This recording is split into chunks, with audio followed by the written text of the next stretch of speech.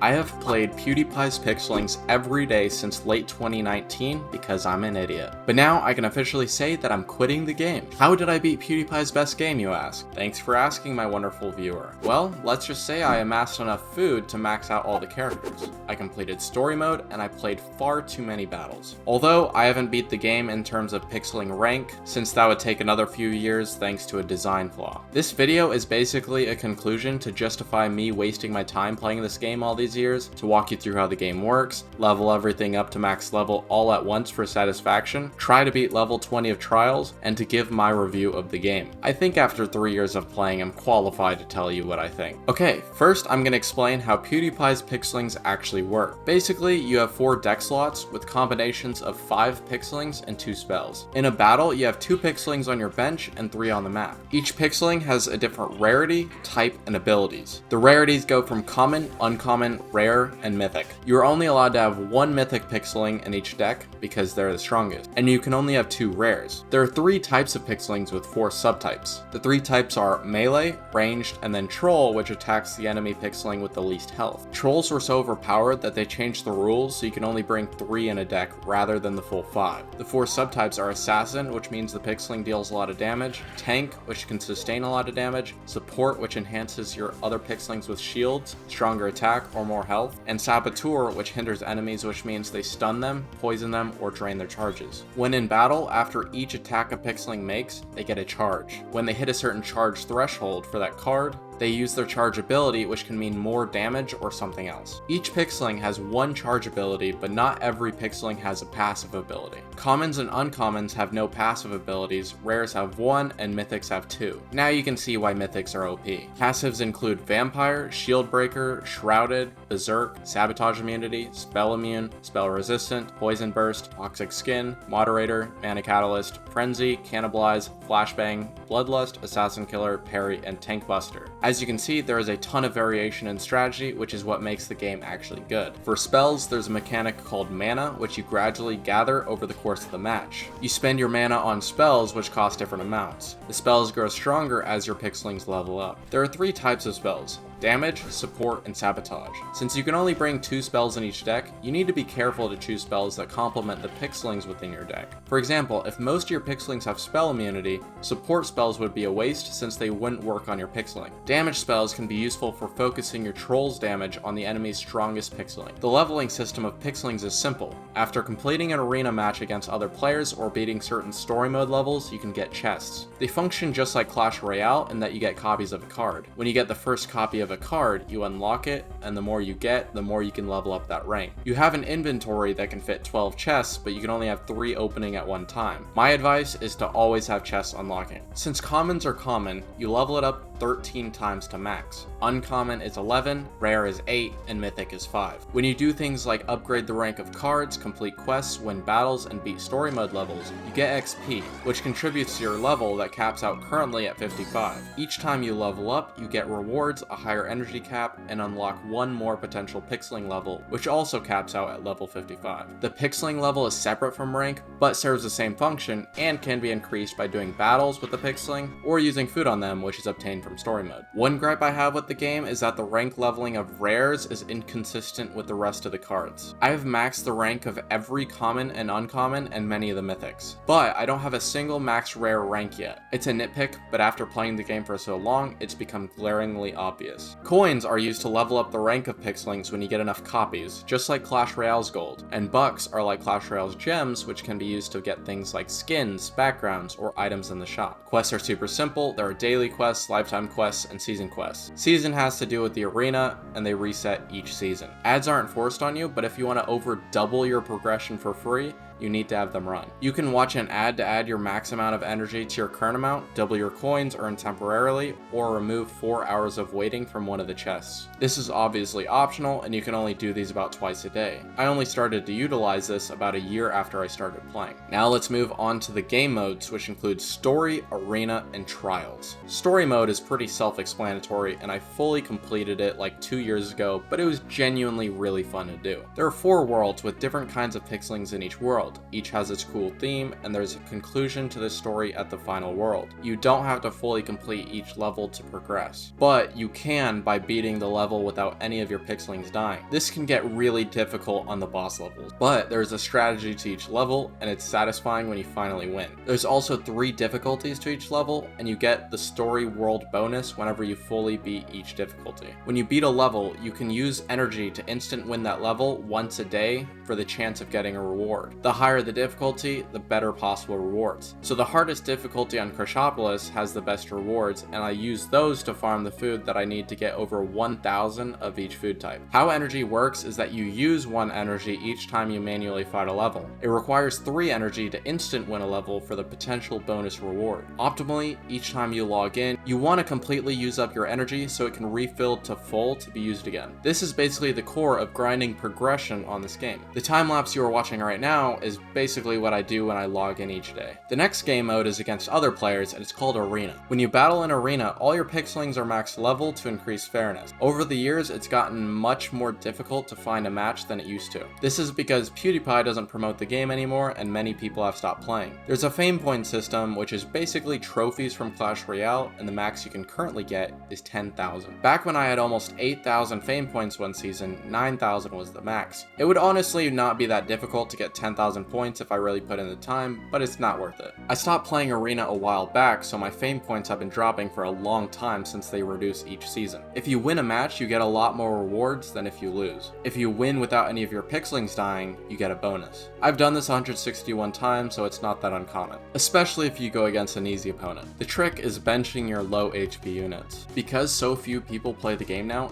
anyone can fight anyone in Arena no matter the fame points. But if you face someone with far more fame points than you, you don't lose any fame points if you lose. There are tiers, which in Clash Royale are arenas, and at the end of each season you get rewards based on what tier you are in. There's also a leaderboard and a guild leaderboard. Ranked mode affects fame points, unranked doesn't. But I've never done unranked, and I don't know anything about it other than that. I'll just walk you through a match so you get the gist of how to actually play the game and to show you my strategy. Of course, I had to wait a long time and scroll through the tips that I've seen 1,000 times. I'm just gonna mention here before I forget, 3 minutes into the match starts the double damage phase. As you can see, you get 2 random pixelings from your deck on your bench, and you want to place the best ones quickly. Luckily, I started with my strongest card, Lulu. My opponent had the strange idea of carrying all ranged assassin units. The weakness in this is that they all have low health, and I can soak up their damage with my higher health units. I keep moving around my Lulu to dodge any attacks, and he wasn't very good at predicting my movement. Some high level matches are basically 5D chess because you have to predict the exact moments your opponent will move their units and where. In the arena, I have 3 support units to help out Lulu. If Lulu dies, I almost always lose because it's my 1 assassin card and does insane damage. 2 of the support units in my deck have the charge ability of increasing damage of the front pixeling. When, for example, my Kama is about to use his charge ability, I put Lulu in front to get the increased damage. When Sophia, the blue-haired pixeling, is about to use her charge ability, I put Lulu in front to get the shield. Sophia is also great because she's a mana catalyst, which means I generate mana faster than normal, so I can use more heals or more mass charge ups. The mass charge up is great for my deck because it charges up the support units for Lulu and Lulu's ability, which is overpowered. Lulu's charge ability means that it can hit all 3 enemy pixelings at once. Its passives are also that it can heal itself when dealing damage, and it ignores and breaks shields. So 1 good charge ability can win me the match since there's no defending your pixelings from the damage. Especially during double damage, Lulu can kill all 3 units in 1 hit. That basically covers the arena game mode, so let's move on to the last one, which is called Trials. In Trials, every single one of your pixelings matter because you're meant to beat 30 levels with all your pixelings, and each time a pixeling dies, you can't get it back until the trials reset. The floors get progressively more difficult, and you get more trial relics which can be used to buy skins or food. When you first start, you get a pre-made team made up of your lowest level pixelings, and as your pixelings die, you get to choose from higher and higher leveled ones. When your last pixeling dies, you lose. If you get 0 deaths throughout an entire floor, you can bypass that floor completely next trial reset, so you don't have to sustain damage from that floor. There are 3 levels on each floor, and the 3rd is always the hardest because the enemy pixelings are the highest level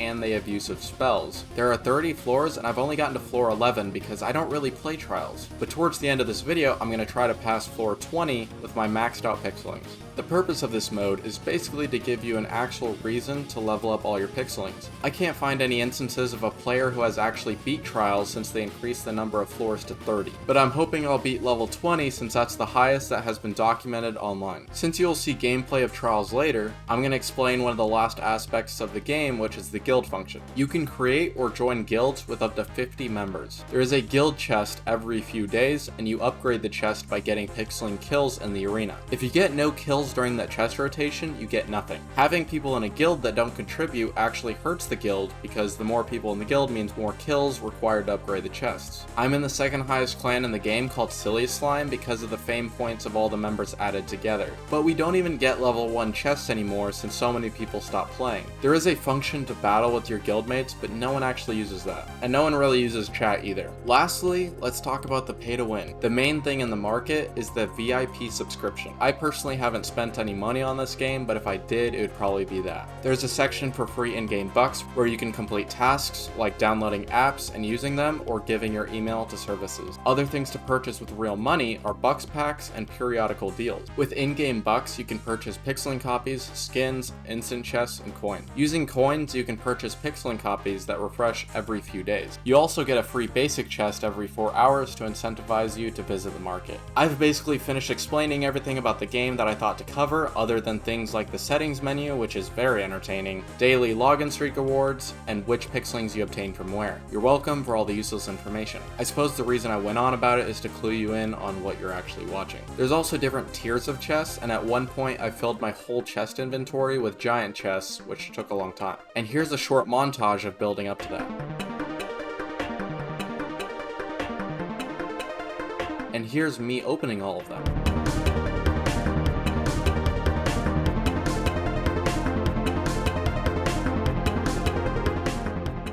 Since that dopamine hit is out of the way, here's a few screenshots of the progression of farming the food for pixelings for over a year. Now let's finally use the food on the pixelings to max them out.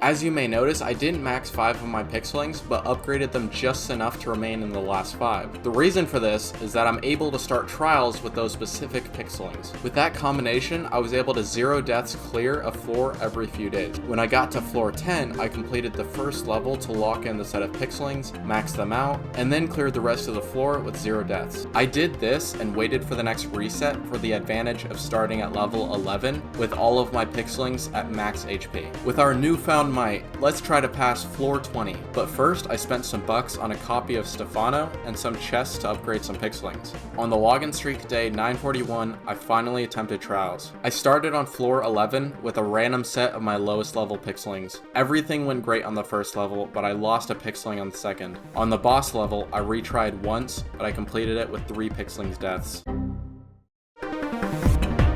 That became a theme of a lot of the upcoming levels. They wouldn't necessarily be hard, but not all the pixelings can heal. So each level would whittle down the health of the pixelings, and I would have to sacrifice a lot of ranged units to soak up damage. Just to not bore you, I'll just fast forward to floor 20, since yes, I was able to make it there. But the question is whether I can actually beat it. Starting the floor, it was a bit grim since I only had 9 pixelings left out of my 66. I was a little careless and I didn't sweat every single level previous to it like I probably should have, so I didn't have much in my arsenal. The first level was definitely not great because his Roxy targeted my lowest health pixelings, and the overall DPS was a lot to handle, so I lost 3. After some mistakes in the second level, I decided to restart. It actually went pretty good because I disposed of his strongest units pretty fast. However, the enemy Sven did a ton of damage to my melee units throughout the whole match, and I lost 2 pixelings. Starting on the last floor of level 20, I only had 4 pixelings. Looking at the level 999 Zord, I realized it was highly unlikely for me to win this. The issue is that I couldn't take out the Zord since he heals when he kills Pixelings. He killed several because of his huge damage,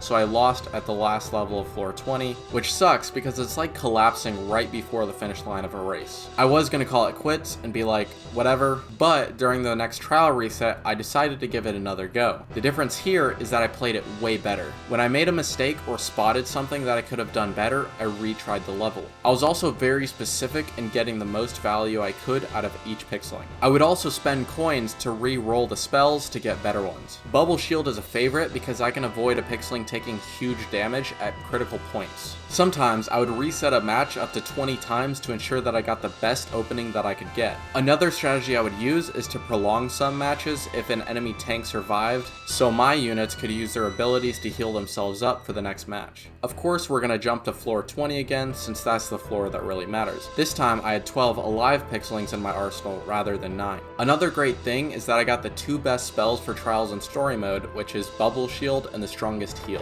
The first level went fantastic because I didn't sustain much damage and none of my pixelings died. On the second level, I restarted many times to ensure that I got the best outcome for the match since it's so close to the end. When I got a run that I was happy with, I completed the level with only 2 fallen pixelings. Now it's time for the final level of floor 20. After a few resets, I was able to get the best opening for the match. What it boiled down to was taking out the level 999 Baxter. This is so much better than facing Zord because it doesn't strengthen his teammates. This is the best boss level that I could have asked for, because I was able to focus all my damage on the heavy damage dealer, block its attacks with shield, and I could ignore the low damage attacks from the support unit. After dealing with Baxter, it was just a matter of finishing off the supports. I only lost 2 pixelings and I was able to finally finish floor 20 of Pixelings Trials. I had a full 8 pixelings alive afterward, which is also a flex. After this floor, it gets near impossible, so I didn't see a point in continuing. I did what I set out to do. Here's my review.